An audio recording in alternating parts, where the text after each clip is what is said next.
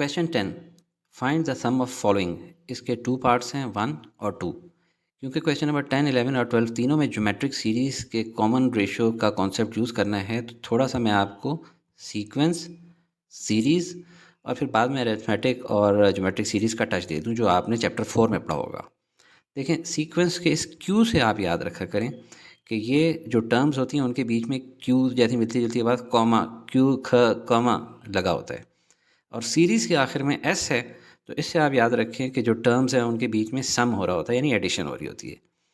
अब हम देखते हैं अरिथमेटिक सीरीज़ और ज्योमेट्रिक सीरीज़। अरिथमेटिक सीरीज़ के अंदर जो टर्म्स हैं उनको ऐड किया जाता है किस तरीके से, एक ख़ास कॉमन जो है नंबर टर्म ऐड करके, ठीक है, और उसको कहा जाता है कॉमन डिफरेंस। मिसाल के तौर पे ये बाद वाली टर्म है A2, इसको हमने ए नाम दिया हुआ है, और इससे जो पिछली टर्म है या पहली टर्म जिसकी होती है A1, इसका और इसका कितना डिफरेंस है? एक कॉमन डिफरेंस है प्लस डी का, यानी A1 में प्लस डी ऐड करेंगे तो ये A2 बन जाएगा। इसी तरह अगर A3 निकालना है तो उसका डिफरेंस A2 के मुकाबले में प्लस डी होगा, यानी A1 के मुकाबले में कितना होगा? Plus 2D।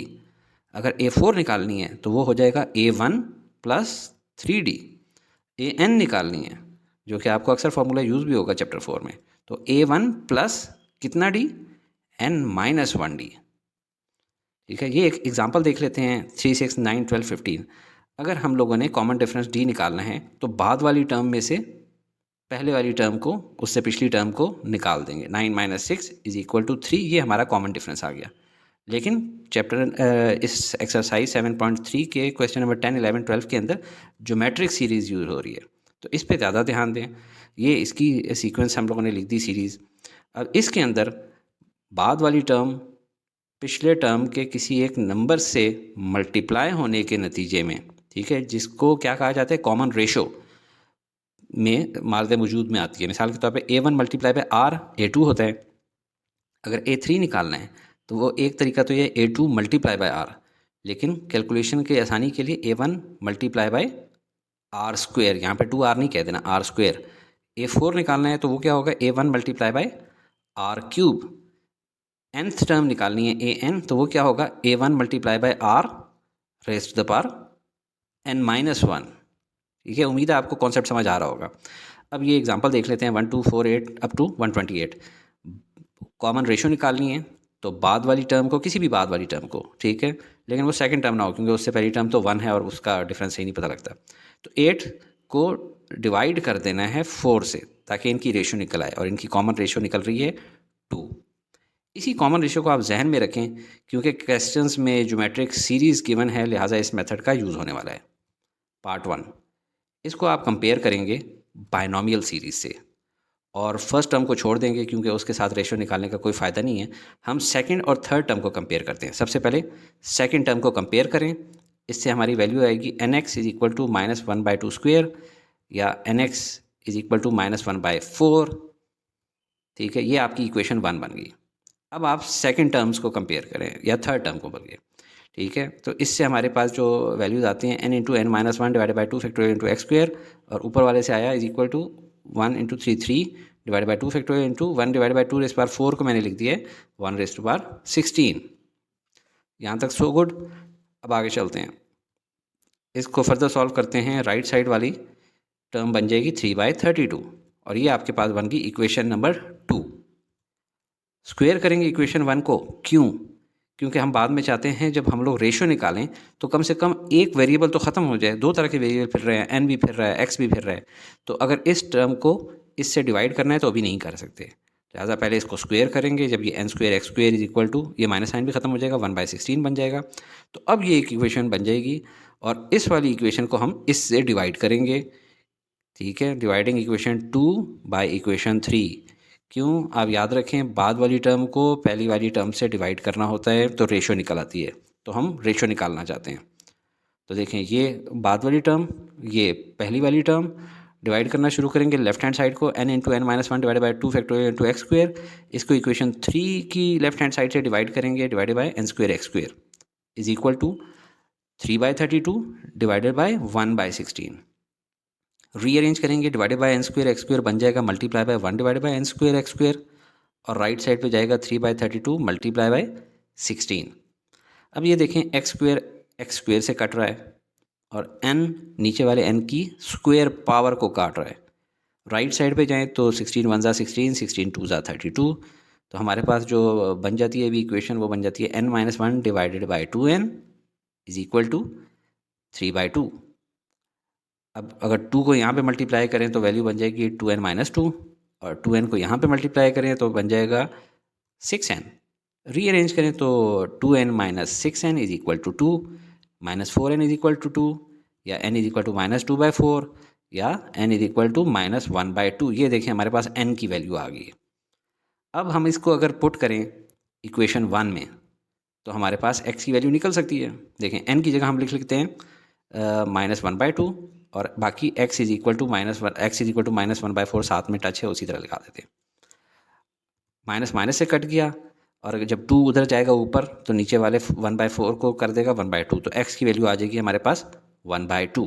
अब हमारे पास देखें n भी आ गया और x भी आ गया, क्वेश्चन सॉल्व होने के करीब पहुंच चुके हैं। तो हमारी जो गिवन सीरीज़ है बाइनोमियल की वो शेप क्या इख्तियार करेगी, 1 + 1/2 रेज़ टू द पावर -1/2, और ये इक्वल है इसके, क्योंकि ये हमारे पास बाइनोमियल सीरीज़ गिवन थी, इसको हम लोगों ने सम किया और इक्वल लाए हैं इसके। इसको फर्दर सॉल्व करेंगे, 1 + ½ होता है 3/2। अब देखें जब भी कभी इस किस्म का सवाल आए जिसमें अंदर भी फ्रैक्शन है और बाहर नेगेटिव में फ्रैक्शन है, तो इस नेगेटिव साइन से जान छुड़ाने के लिए ऊपर नीचे इन टर्म्स को चेंज कर दिया जाए तो माने साइन पॉजिटिव हो जाएगा। लेकिन आपको दिखाता हूँ कॉन्सेप्चुअली कि किस तरह है।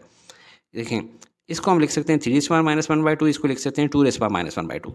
अब जब ये टर्म ऊपर जाएगी तो ये बन जाएगी ऊपर जाके 2 1/2, और जब ये टर्म नीचे आएगी तो ये बन जाएगी नीचे 3 1/2। अब हम इन दोनों को दोबारा कंबाइन करके लिख सकते हैं पावर 1/2। तो देखें इनको हम लोग ऊपर नीचे डायरेक्ट कर देते तो ये -1/2 1/2 बन जाता, और 1/2 आपको पता है किसके इक्वल होता है, स्क्वायर रूट के। बुक में अपना आंसर देखते हैं, यही हमारा आंसर है। पार्ट 2 की तरफ चलते हैं।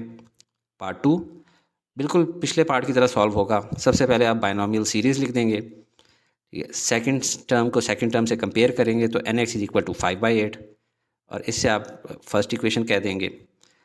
फिर थर्ड टर्म को थर्ड टर्म से कंपेयर करेंगे n × n-, लेकिन ये 8 कट रहा था, मैंने इसको काट दिया है। n × n-1 divided by 2 factorial into x² is equal to 5/12। ये आपकी सेकंड इक्वेशन है। फर्स्ट इक्वेशन को आप क्या करेंगे, स्क्वायर कर देंगे। आपको पहले पार्ट में मैं समझा चुका हूँ, क्योंकि ताकि जब इस इक्वेशन को इससे डिवाइड किया जाए तो x² कट जाएँ। तो ये बन गया x² इज इक्वल टू 5 का स्क्वायर 25, 8 का स्क्वायर 64। तो ये आपकी बन गई थर्ड इक्वेशन। अब हम लोग क्या करेंगे, डिवाइड करेंगे इक्वेशन 2 को बाय इक्वेशन 3। इनकी लेफ्ट हैंड साइड को लेफ्ट हैंड साइड से, राइट हैंड साइड को राइट हैंड साइड से। देखें n × n-1 divided by 2 factorial into x² को डिवाइड करेंगे ऊपर वाली इक्वेशन नंबर 3 के n² x² से इज इक्वल टू, और इसकी राइट हैंड साइड 5/12 को डिवाइड करेंगे 25/64 से। अब जो डिवाइड है उसको जब उल्टा करेंगे तो n² x² बन जाएगा multiply by n² x² is equal to 5/12 multiply by 64/25। कुछ कट रहा है जी, x² से कट रहा है, और ये n नीचे वाले n की पावर 2 से कट रहा है। राइट साइड पे जाएं तो 5 × 1 = 5 और 5 × 5 = 25, जबकि 4 × 3 = 12 और 4 × 16 = 64। ये चार आपस में क्रिस क्रॉस हो रहे हैं। इसको मज़ीद सिंप्लीफाई करके लिख देते हैं तो बन जाएगा n-1 divided by 2n is equal to 16 divided by 15। 15 को इधर जाके मल्टीप्लाई करें तो बन जाता है 15n - 15, और 2n को इधर मल्टीप्लाई करें तो बन जाएगा 32n। यहाँ से रीअरेंज करें तो 15n - 32n is equal to 15, -17n is equal to 15 आ गया, या n इससे बन जाएगा -15/17। हमारे पास n की वैल्यू आ गई है। अब इसको डाल देते हैं इक्वेशन नंबर 1 में, ताकि वहाँ से हम लोग क्या हासिल कर लें, x की वैल्यू। तो n की जगह डाला -15/17 और साथ में x इज इक्वल टू 5/8। तो यहाँ से x की वैल्यू हम लोग निकालते हैं तो राइट साइड पे 5/8 है। जब यहाँ से 17 और 15 वहाँ पे जाएगा तो उल्टा हो जाएगा, मल्टीप्लाई बाय -17/15 हो जाएगा। 5 × 1 = 5, 5 × 3 = 15। तो x की वैल्यू हमारे पास आ जाएगी -17/24। अब हमारे पास क्वेश्चन सॉल्व होने के करीब है। हम लोगों ने अभी इसको बाइनोमियल सीरीज़ के फार्मूले के अंदर डाल देना है। 1 + x²n यानी कि 1 - 17/24 raised to -15/17। इसको सॉल्व करते हैं। लेफ़्ट साइड पे ये सारी हम लोगों ने समेशन लिख दी जो हमारे क्वेश्चन में गिवन है, और ये इक्वल है इसके। ये हमारा बन जाता है 24/24। 1 को हम लिख सकते हैं 24/24। क्यों? क्योंकि जो फ्रैक्शन राइट साइड पे है उसके साथ हमने ऐड ये करना है या सब्ट्रैक्ट करना है, तो दोनों के डिनोमिनेटर सेम होने चाहिए। यहाँ से बन जाता है हमारे पास नीचे 24 और ऊपर 24-17। 24-17 से हमारे पास आता है 7। अब देखें बिल्कुल जिस तरह पहले पार्ट में था, 7/24 को हम लिख सकते हैं 24/17, और ऊपर पावर का जो साइन है वो चेंज होकर प्लस बन जाएगा। 24/7 रेज़्ड टू पावर 15/7। बुक में आंसर देख लेते हैं, यही आंसर है।